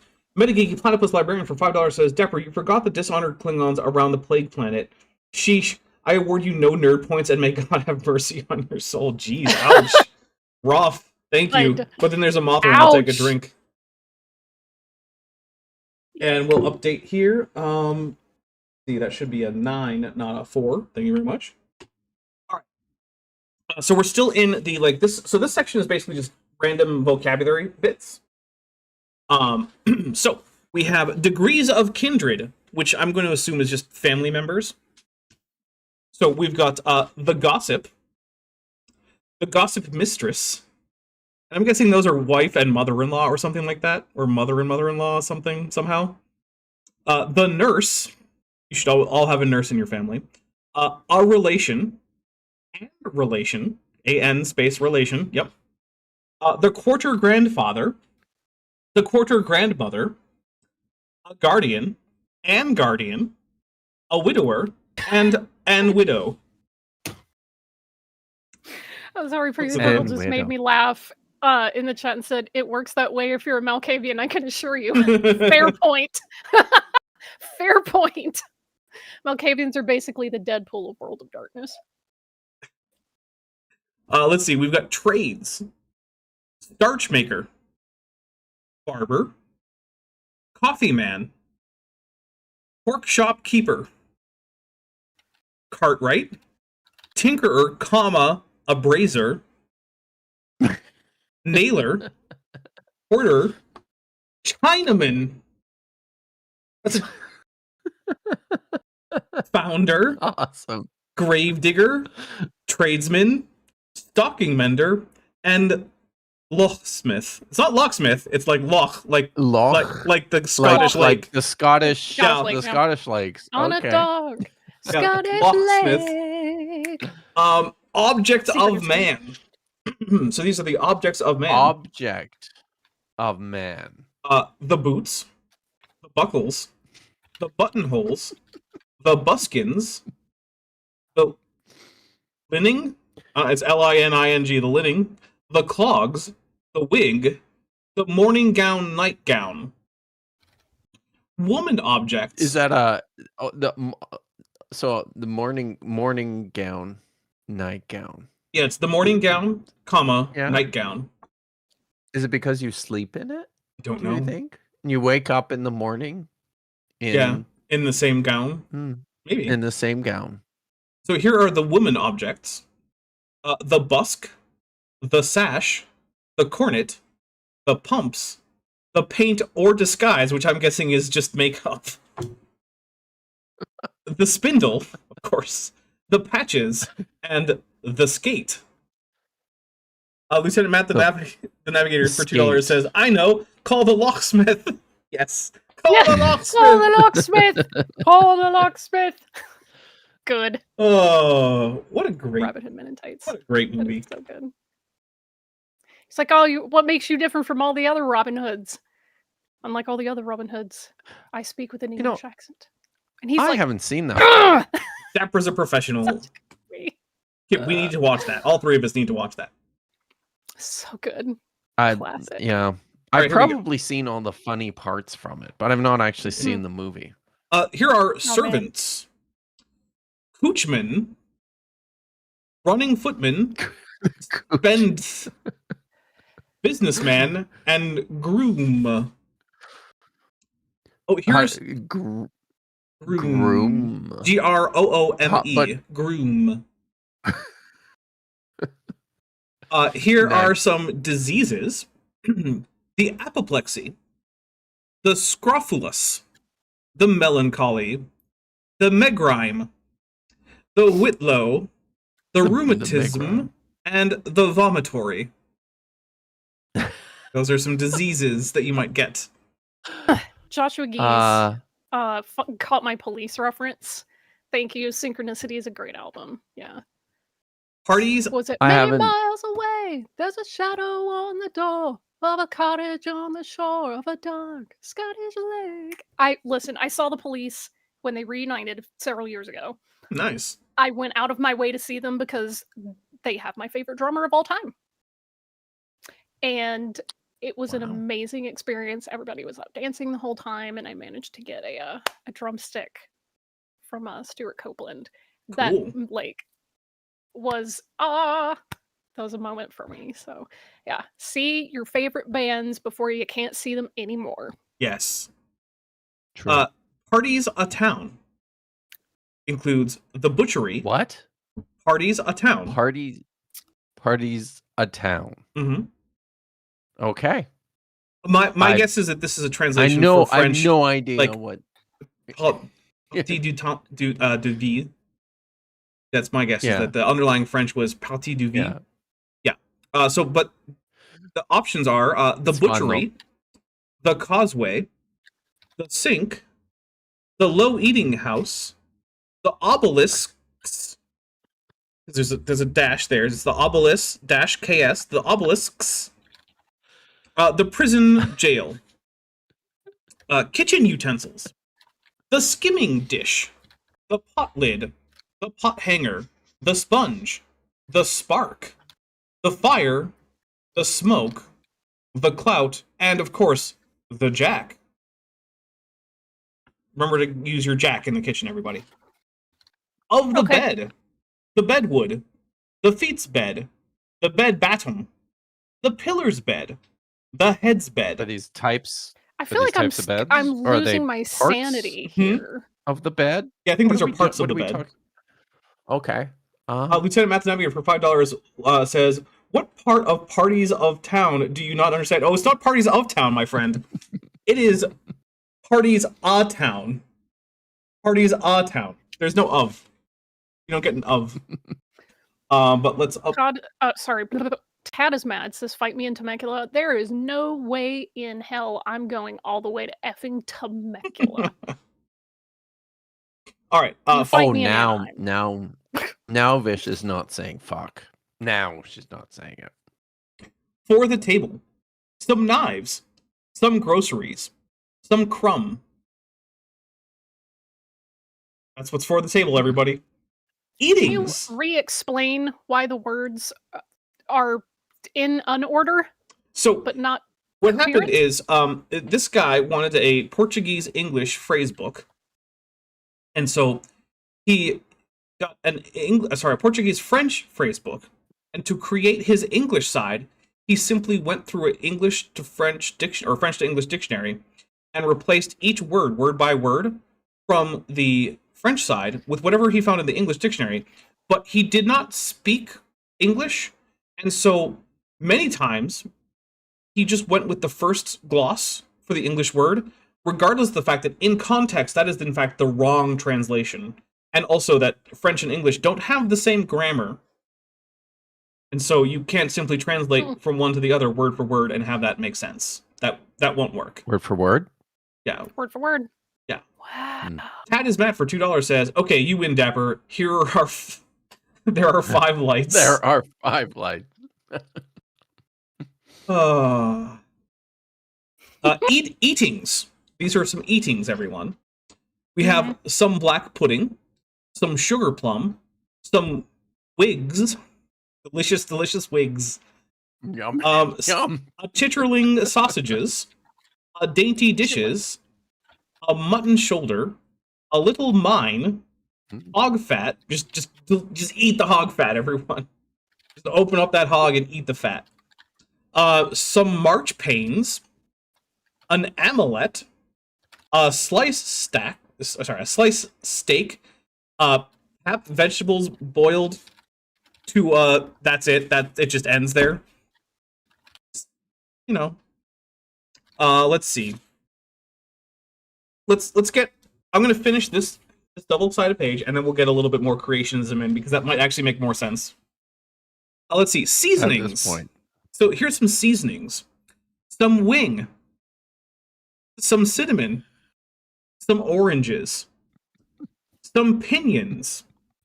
Some hog's lard. HOG''SLARD. No space. Okay. Some verjuice. I feel like this is the linguistic version of the time cube. It is. Oh, okay, here we go. Some drinkings. Here we go, drinkings. Some orgeat. which I have some orgeat, and I would just not just sit there and drink the orgeat. Some paltry wine, some syrup or sirop. Got two options here: syrup with a U or sirop with an O. Syrup. Yep. Mm. Quadrupeds, beasts. That's quadruped apostrophe S, beasts. Lamb, ass. She ass, but SHI, not SHE, which is a choice. Ass dash colt. Ram, comma, Aries. Yeah. That's what it is. Rockbuck. Dragon. Gotta watch out for those ones, guys. Joshua Geese says you can shorten Hogslard to Slard. Mm. Also, Chad is mad for $2 says, is this Ultra English? English. You know what? I gotta contact Agma You need Schwa. to reach out to Yeah, to we Nya. gotta do something we gotta do something. Please, please, please. Let's see. Listen. His channel is proof that there is knowledge that will drive a human insane. Mhm. It's called Santa. It's called Santa Yeah. Wild Sow. and Ultra French. Yeah, well. Wild Sow. Lioness with two S's. Dormouse, but with only one O for the door. So Dormouse. Here we go. Birds. Becca Fico. Calendar.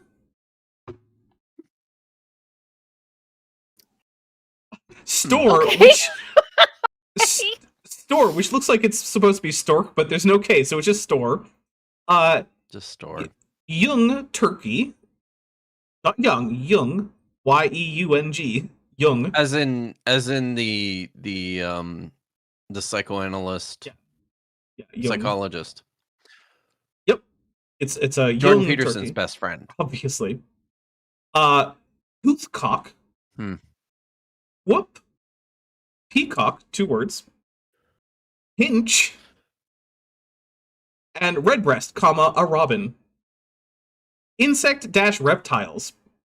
Asp or aspic, which are not the same thing. Okay. Here's... Rita, is it vasta? How does that go? Please let me know. Anyway, they write in the chat. My friend showed me Santa, and I have nightmares now. Yeah. Mhm. Better watch out. You better watch out. You better watch out. You better watch out.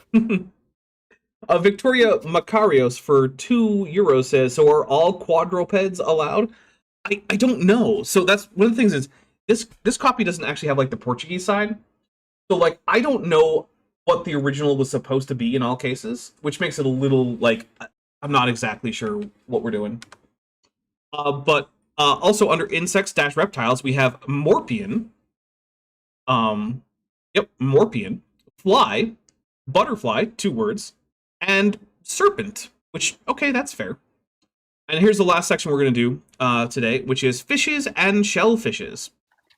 Calamari, Dorado, a sort of fish, which thanks for that one. Just a sort of fish is one of the entries. Hedgehog. Now, I actually know the explanation for this one. Basically, what happened is this was supposed to be sea urchin, but in French, they use the same word to refer to sea urchins and hedgehogs, but context usually clears that up. Okay, that makes sense. Yeah. Little prickly, spiny Right. things. So basically, for the French, a sea urchin is a sea hedgehog. You know, just like a sea anemone is based on the flower, the anemone, which is not at all the same thing, but like whatever, you get it. But yeah, this guy didn't know that, so he just wrote down hedgehog because when he looked up the sea urchin word, that's the first thing that came up in his dictionary. Yep. Mm-hmm. Large lobster, not small or medium lobsters, large lobster. Snail, wolf. I don't know what the explanation is there. But I also like this one. Torpedo and sea calf. So yeah, those are the fishes and shellfishes, which include hedgehog and wolf and torpedo. So that's fun. So if we get this again, because it's going to be a super chat goal for a little while, because I still have a fair bit of the book to go through. Our next section will be trees. Yeah. So that has been a short reading from English as she is spoke, or a jest in sober earnest.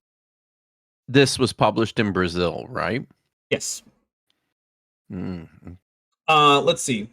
Ted Is that going to be Brazilian trees then, do you think? It's going to be whatever trees were in that Portuguese-French phrase book. So I don't know. Tad is mad for $2 says, it's 2 words, but it's butt space fly. It was not that, but yeah. Lieutenant Math Navigator for $2 says, sea hedge. I like that. Sea hedge. That's good. Mhm. Good stuff. All right, let me update this, and then we're going to hit play.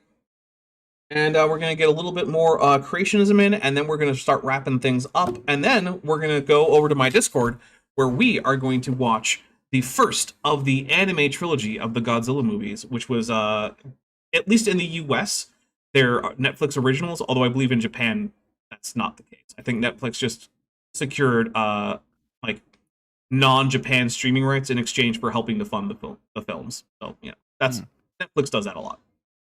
Like, they were the original streaming platform outside the US for Star Trek Discovery, and they also funded basically the first 2 seasons. Information.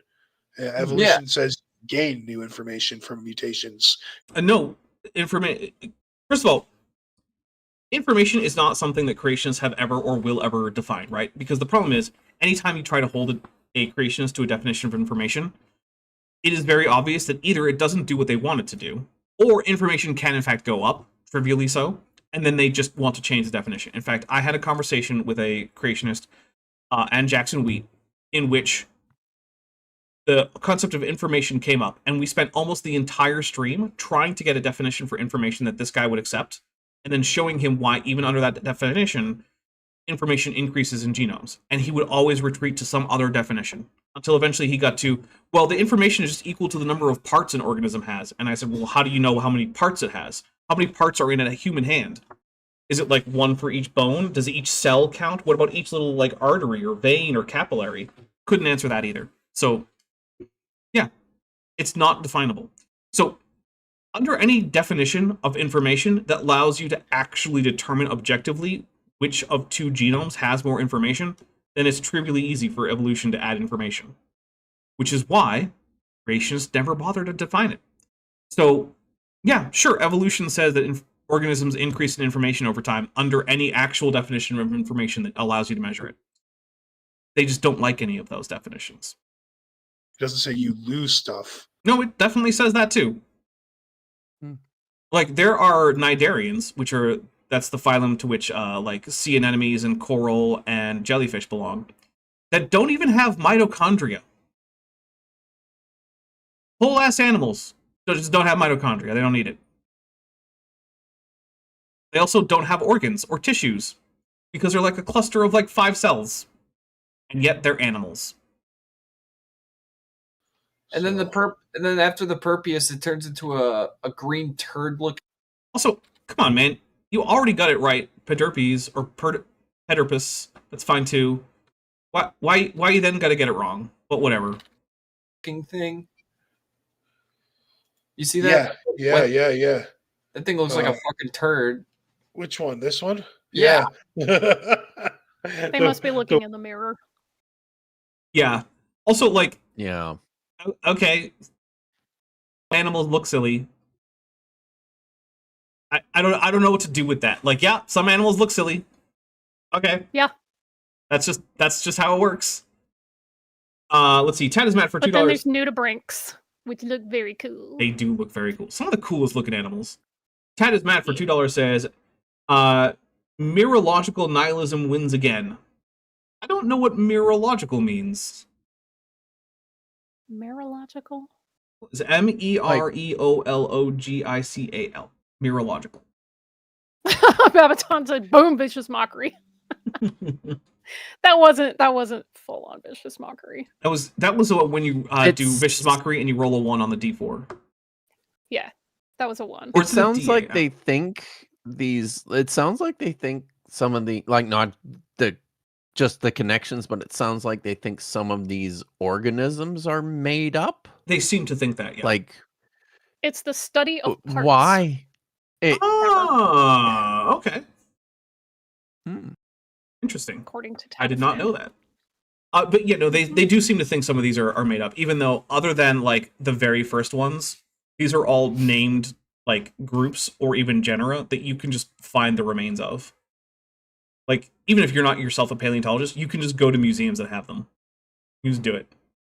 Which is a thing people don't seem to know. Like, if you are actually interested in this, you can see even museum pieces that are not on display. You just have to ask and set up a time, and you'll probably have to be escorted, but like, you can do it. I've been to a museum back room before. I've seen the not on display fossils that they had only recently dug out of the ground like a month before and weren't even finished being prepared. Bunch of turtles and camels mostly, so a few horses. Here in Arizona. Wow. And I was like, hey, can I see, you know, and it was in a separate building, but it was across the street. And I went and I looked and I saw a whole bunch of fossils that hadn't been finished being prepared. Metageeky Platypus Librarian for $2 says, a vicious mockery or vicious mockery? Boy, is That's there nice. a difference? Yeah. Chesh is gonna join like incredible the likes of Mordekainen and have a spell named after her. The West Lithuania, really good. and it got nothing. It just looks like a pile of crap. Yeah, So- and then it turns into a smaller lizard. None of these are lizards. There are no lizards anywhere on here, because there are no lizards in the ancestry of humans. There's nothing even particularly close to a lizard. Somehow. Yeah, the Hillonimus, and this thing got a creatine or keratin. So what is? I'm just taking a drink for thinking that keratin is creatine. The Creatine. Oh my god, I just can't. These two are the broiest bros that we've ever responded to on this channel. Yeah. Yeah. And like, look, Abaton says, my apologies, Ashanti. I guess I've never witnessed the full extent of your mockeryological abilities. Yeah, I mean, Dapper gets a pretty heavy dose of it behind the scenes. Oh yeah, I know what's up. I tend to pull my punches on air. Unless I'm on Kip's channel and we're talking about some very specific people, in which case... You can go check that out, by the way. Do it. Lieutenant Matt's Navigator for $5 says, I think these men have a mutation that causes frontal lobe neoteny. I think you might be right about that. Yeah, that seems pretty likely. All right. Is that like your fingernails? Keratin, sheltered keratin. Yes, keratin is the thing that makes up your fingernails. One of them got it. Clearly, Nick is the smarter one here, and I'm going to say the same thing to Nick that I say to like, freaking Donnie.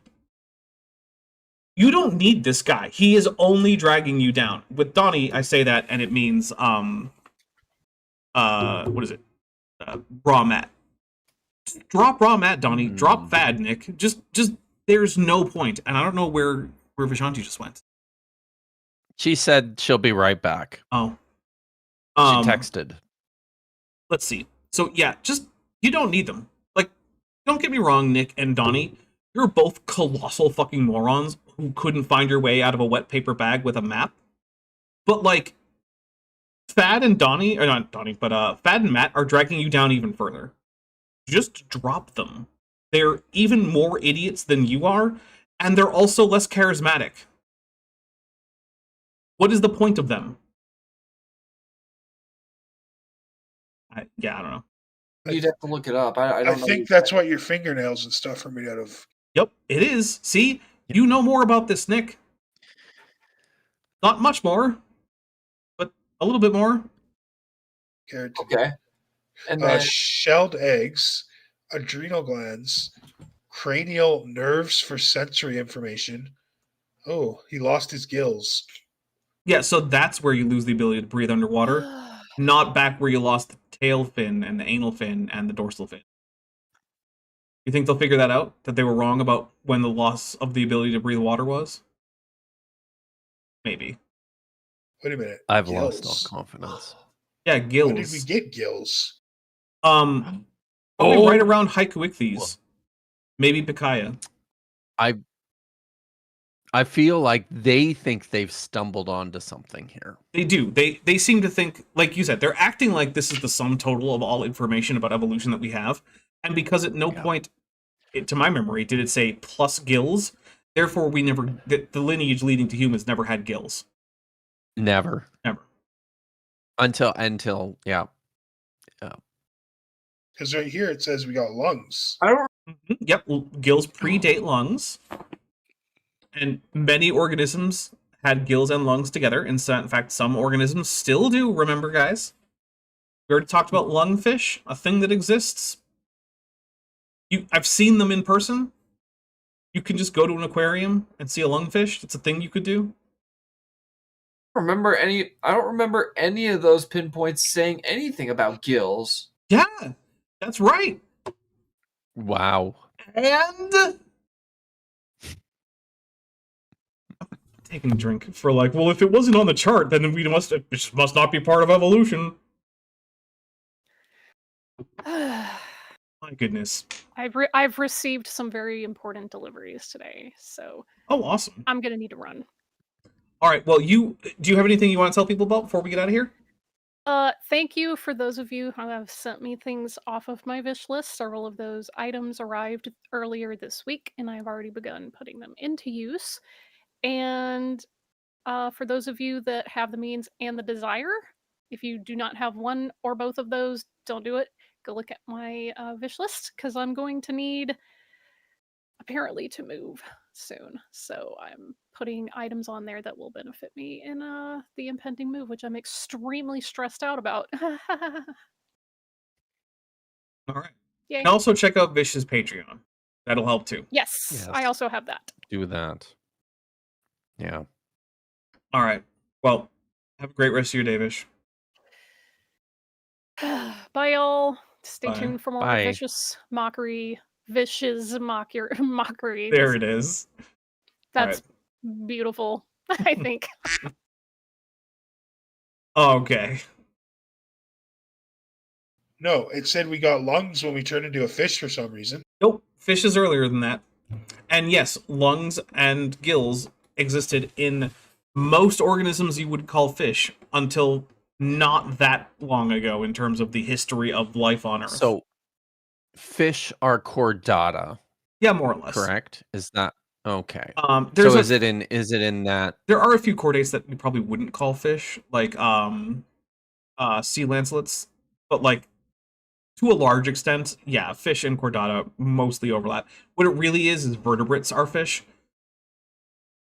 but there are not that many non-vertebrate chordates out there. So, Right here. Yeah. yeah. Oh, wait. Go to that worm looking thing. There's like 8 different worm-looking things, dude. Which one? Yeah, Right. that one. Yes. Agnica. And then look at the note. And at the bottom it says, very merciful slits become gills. It's pharyngeal slits, not pharyngeal. Kip, do you understand how to get pharyngeal out of the word pharyngeal? No. Okay. No. I'm I'm starting to wonder if maybe these guys maybe they're just have dyslexic. like eyesight impairments. Could be that too, and, yeah. Or they're dyslexic. It could be that. But here's the thing, right? It might be dyslexia or like some eyesight impairments, but the way that you fix that is that you prep for the stream, right? Like you take some time. But no, I was going to say like it could that could be the other thing too, right? Is they could just be looking at this chart on their phones. I mean, they're both on StreamYard though, so I feel like they're both at their computers, but maybe I'm wrong. Yeah, but right, but I mean at this point too, I've given up expecting anything sensible. That's so fair. I feel like all the non-sensible options are on the table. All right, here. Kip. You got 45 seconds. Go. Yeah. Budget Scripture Saturday is tonight at 7 o'clock Pacific, 10 o'clock Eastern. That is after my appearance on Vandalia's channel tomorrow. And Katie Lewis, if you have a link, you can send it to me and I can stick it in the chat. But Katie Lewis is starting a show tomorrow, Sunday, 3 o'clock Pacific, called Nerd Church. And I'll probably hop over there at some point. And then I'm teaching Hebrew on Tuesdays starting this week. There's still slots available. And then there will be more streams on Thursday and Friday as per usual. All right. Well, that was even less. How'd I do? Less than 45 seconds. So good job. All right. Was it less than 40 seconds? No, it was just over 40 seconds. Oh, wow. Just right under the wire. So here on this channel, on Tuesday, we've got Tisdall Tuesday. We got a whole new video from Lawrence Tisdall. We finished his first lecture. It only took us 10 episodes. Then on Thursday, I don't have it scheduled, but I have another supercut. So, like, bring popcorn, bring a drink. It's going to be a long one. I need to schedule it. Probably I'll schedule it during the Godzilla movie. Then on Friday, we should be having another game of Star Trek Endurance over on Top Hats Off. So if you like me, if you like Kip, if you like Chesh, if you like Craig, if you like a whole bunch of other people, Maddie, I'm trying to name the people who are mostly You can come on if the you want to stream. hate watch us too. Yeah, you can do that too. I'm not. Yeah. Yeah, so come check out that. Then next Saturday, the plan is to just continue on from where we left off, and I do believe we actually went under the 3 minutes in terms of our over-under. Let me double check here. No, we went over. We did almost 5 minutes. Actually, we just did barely more than 4 minutes, but still, that's over the 3 minutes. That's my goal, is to try to get past 3 minutes worth of content. All right. So I want to say thank you very much, everybody. Thank you so much, everyone who super chatted, who gifted memberships. It's really appreciated. If you want to hang out, I'm going to be over on my Discord. Like I said, we're going to be watching the first of the Godzilla movies from the anime trilogy from Netflix. I don't remember what the subtitle is for it, but yeah, it has the biggest Godzilla ever. So there's that. Wow. Yeah. So hang out with that if you want. If you don't, that's fine. I hope you stay safe out there. I hope you watch my next thing on Tuesday. And furthermore, ICE must be abolished because they're fucking Nazi murderers as of a few days ago. Yeah, fucking rights they are. All right. Man. Later. Hey, before you leave, I just want to take a second to thank my patrons and channel members, especially those pledging $20 or above. Benthovend, Tapioca Weasel, Sphincter of Doom, Regios, Landon Knoll, Ian Chen, Eleron Teller, Phil Rivara, Kelvin Brostick Van Manen, David Hercules, Joshua Geese, Dan Sheedy, Pegajace, The Plastic Mouse, Arrow Dodger, Gordon Love Science, Trixie Purple, Agricola Sequa, S. Kenneth Swenson, Edwin M., Lance Hall, and John Ackerman. It's because of my channel members and patrons whom you're seeing on screen that this channel can stay afloat. Without you, it would all shut down. If you want to join the team, there's a link to join the channel below this video, and there's a link to join the Patreon in the description. On the Patreon, you can get a 15% discount for pledging annually, and either way, you get early access to virtually all of my scripted videos months before they come out for the general public. Thanks for watching.